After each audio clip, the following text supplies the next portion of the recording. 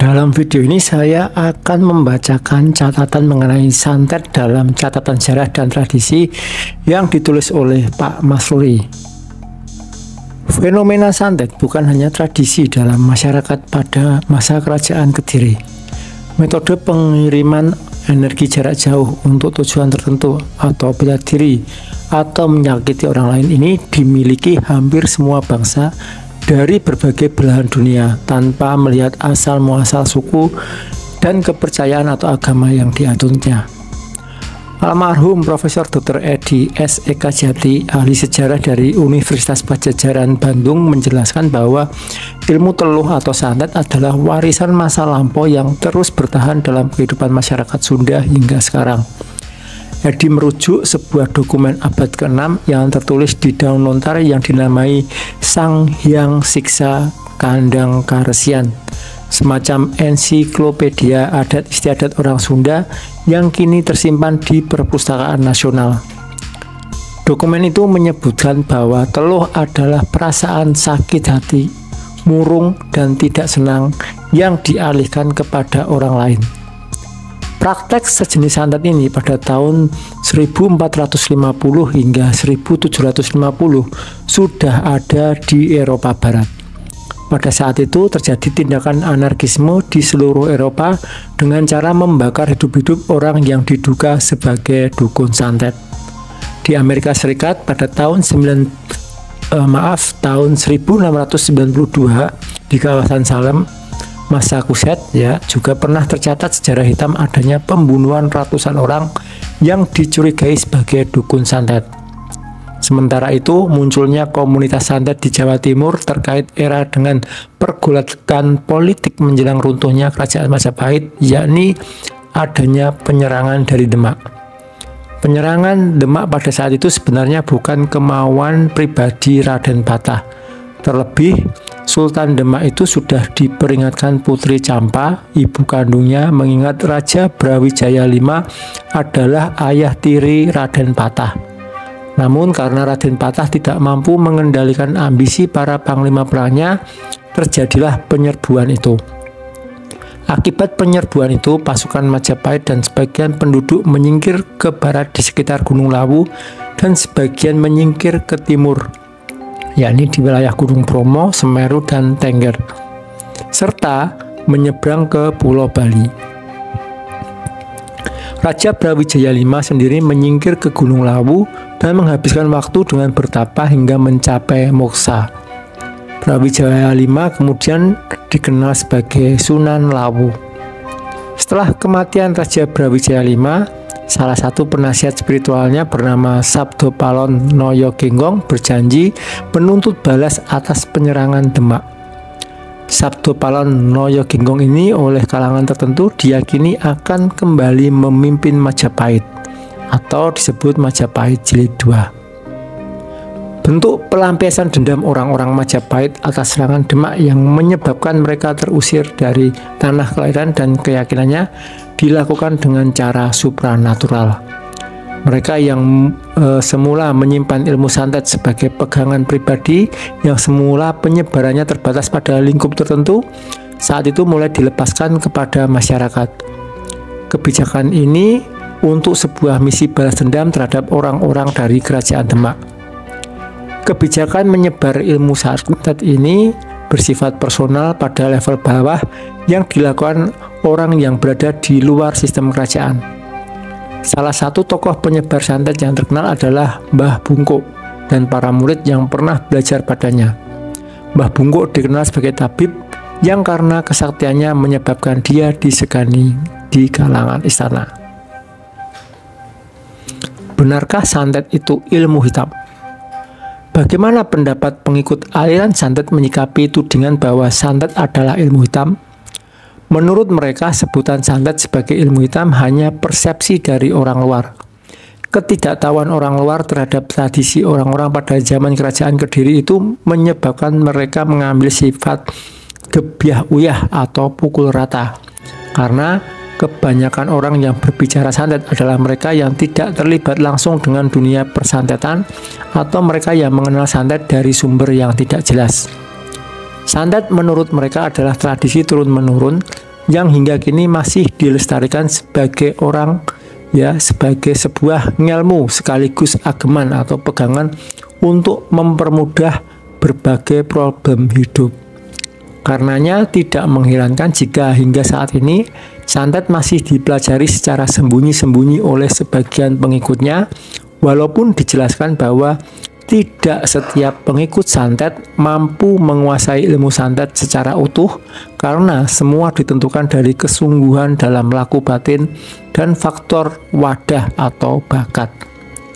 Sisa-sisa ilmu santet hingga kini masih dipelajari oleh sebagian orang, khususnya di Jawa. Pengikut aliran santet meyakini bahwa santet adalah ilmu yang bebas nilai dan tidak berada pada wilayah hitam atau putih. Jika kemudian santet itu digunakan untuk tindakan di luar kebenaran, berarti menjadi tanggung jawab pribadi pelakunya. Lantas, bagaimana dengan tudingan kalangan pengikut ajaran agama Samawi bahwa santet melibatkan makhluk gaib yang digambarkan sebagai jin, setan, atau iblis? Mereka mengatakan sebagian dari santet ada yang berproses secara alami dan murni kekuatan pikiran atau mind power. Dan itu dapat dilihat dari bagian mantranya, Soko Kuoso Engsun, yang artinya dari kekuatanku. Kekuatan kehendak pribadi ini biasa disebut dengan istilah aku batin. Dikenal juga santet dari tataran yang lebih tinggi hingga melibatkan unsur gaib atau non-pribadi. Namun pengikut santet menyatakan bahwa makhluk gaib yang dimintai bantuan itu bukan jin, setan, atau iblis.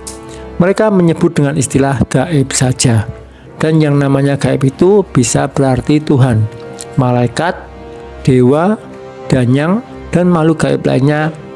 Yang pasti secara spesifik, mereka tidak menyebut gaib itu dengan istilah jin atau setan. Karena meyakini santet sebagai energi yang bebas nilai, santet dianalogikan sebagai gelas kosong yang dapat diisi atau diwarnai apa saja tergantung pada keinginan pemiliknya. Dalam kehidupan bermasyarakat, para pengikut aliran santet mengibaratkan kelompok mereka seperti Ronin di Jepang yang ketika pemimpinnya terbunuh, mereka lalu mengembara dan hidup menyatu di tengah masyarakat umum. Di Jepang, Ronin hidup miskin dan tinggal di rumah-rumah sewa. Tukang santet berbaur di tengah masyarakat dan identitas mereka sering tidak terdeteksi. Ada beberapa hal yang khas dari para pengikut aliran santet.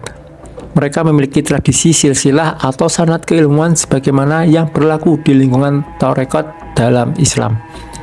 Mereka mengetahui dari siapa guru mereka belajar santet dan nama guru-guru dari generasi sebelumnya. Senioritas dalam komunitas santet juga dihormati dan secara keilmuan mereka tetap berpegang pada pakem leluhurnya. Pada umumnya, para pengikut aliran santet memiliki bawaan overconfidence atau rasa percaya diri yang sangat kuat. Mereka memposisikan santet sebagai ilmu pasti yang diyakini dapat digunakan kapanpun karena santet adalah fenomena alam yang tidak terikat dengan salah dan benar. Sebagaimana racun yang tidak perlu ditanyakan posisi salah atau benar pada calon korbannya. Dibandingkan dengan santet, istilah voodoo jauh lebih mendunia. Voodoo seperti halnya santet, oleh orang luar diidentikan dengan ilmu hitam. Jika santet memiliki banyak warna yang dikenal dengan istilah megi kuning, merah, hitam, dan putih, voodoo terbagi dalam dua aliran, yaitu voodoo black dan white. Di Amerika Serikat, voodoo lebih dikenal dengan istilah occultism atau magic. Ilmu yang berasal dari pedalaman Afrika Utara ini dalam perkembangannya masuk ke Amerika Latin, Amerika Serikat, dan mengalami adaptasi dengan budaya setempat. Menurut Wendell J. Patton yang kini tinggal di Colorado, putra dari seorang ibu yang menjadi ketua Asosiasi Voodoo Sedunia, metode yang ada pada mistik Jawa memiliki banyak kesamaan dengan voodoo. Karena itu, selain menguasai voodoo, Wendell juga sering datang ke Jawa untuk mempelajari mistik Jawa. Voodoo dapat diterapkan melalui kekuatan gaib atau supernatural power dan olah pikir atau mind power atau kekuatan alam. Ilmu voodoo ini dapat dikelompokkan dalam dua golongan besar, yaitu ilmu yang diterapkan untuk tujuan positif atau voodoo white magic dan ada untuk kejahatan atau disebut dengan voodoo black magic. Voodoo memiliki dua tahapan atau level, yakni level rendah dan level tinggi. Level rendah menggunakan kekuatan sendiri atau on will untuk melakukan atau mengontrol suatu hal.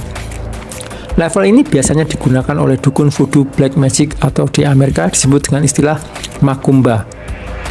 Selanjutnya, level tinggi yaitu kemampuan mengontrol sesuatu dengan terlebih dahulu melakukan penyatuan kehendak diri pribadi atau on will dengan kehendak sang pencipta atau God will. Menurut Wendell, voodoo tidak termasuk bagian dari animisme dinamisme.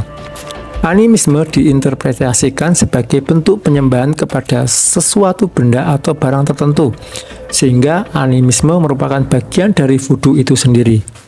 Dalam paham voodoo, ada pengertian bahwa setiap benda memiliki roh. Namun roh itu sebagai manifestasi dari perwujudan sang pencipta, yakni Dia yang maha segalanya. Sementara itu, penyembahan yang sebenarnya adalah kepada Tuhan sebagai sumber dari segalanya. Voodoo dapat difungsikan untuk kebaikan, seperti penerawangan atau clairvoyant, penyembuhan sakit fisik atau mental. Di sisi lain, voodoo juga dapat digunakan untuk kejahatan, seperti praktek santet di Indonesia. Meskipun demikian, seorang dukun voodoo berarian white sangat menghindari hal tersebut. Bahkan jika seorang dukun voodoo nyawanya terancam sekalipun, dia cukup melakukan penetralan terhadap ilmu lawan sehingga lawan menjadi orang awam yang tidak memiliki ilmu supranatural. Menurut Wendell, ritual voodoo juga mirip dengan yang dilakukan suku Indian, suku asli Amerika. Selain itu, juga mirip dengan ritual Kabbalah yang dilakukan oleh suku Yahudi.